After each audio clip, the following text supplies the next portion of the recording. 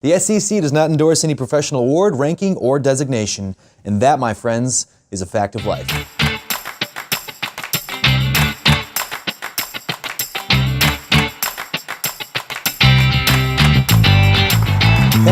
Thank you, and welcome back to That's the Facts of Life, where we go through all the topics that matter to you and bring you just the facts. Today's topic is going for broke, and check yourself before you wreck your wealth. But first, let's check in on that naughty list. Topping the list this week are 2 reps with no margin for error. FINRA recently fined and suspended 2 reps for their misuse of margins and other similar products, including "I can't believe it's not margins." In one case, a broker allegedly wrote a customer 4 checks totaling nearly $13,000 to reimburse them for margin interest charges after the customer had complained about botched trade executions in their account. However, the broker did not initially disclose these payments or the complaints, and now finds himself $12,500 lighter and suspended from the industry for 40 days.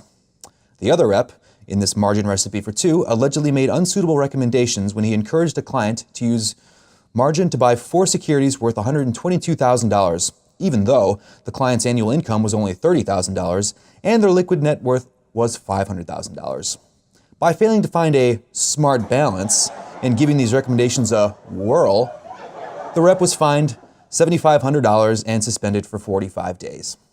Speaking of balance and, well, smarts, the SEC recently approved a FINRA rule to streamline competency tests to make it easier for college graduates and those seeking a career change to get into the securities industry. The new rule is set to go into effect October 1st, 2018, and will allow those with a desire to live the fast times at FINRA High to take a general knowledge examination called the Securities Industry's Essentials, or The covers securities-related basics such as product knowledge, the structure of the industry, regulated practices, and regulators. Basically, everything those 2 Spacolis from the naughty list got wrong.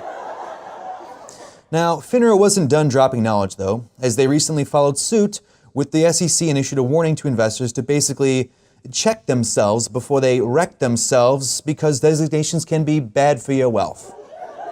In a nutshell, both FINRA and the SEC warned investors not to put too much stock into professional designations for a couple of reasons. For example, the requirements for a designation could be so minimal as to simply submitting an application.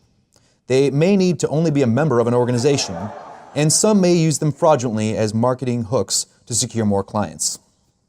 FINRA also provided investors with helpful tools for them to utilize so they can better understand the advisor's role and to smell what the investments are cooking.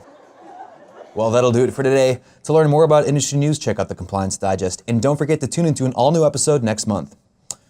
And in case you didn't know, the lifespan of a Major League Baseball is only 5 to 7 pitches, and during a typical game, approximately 70 balls are used. And that, my friends, is a fact of life.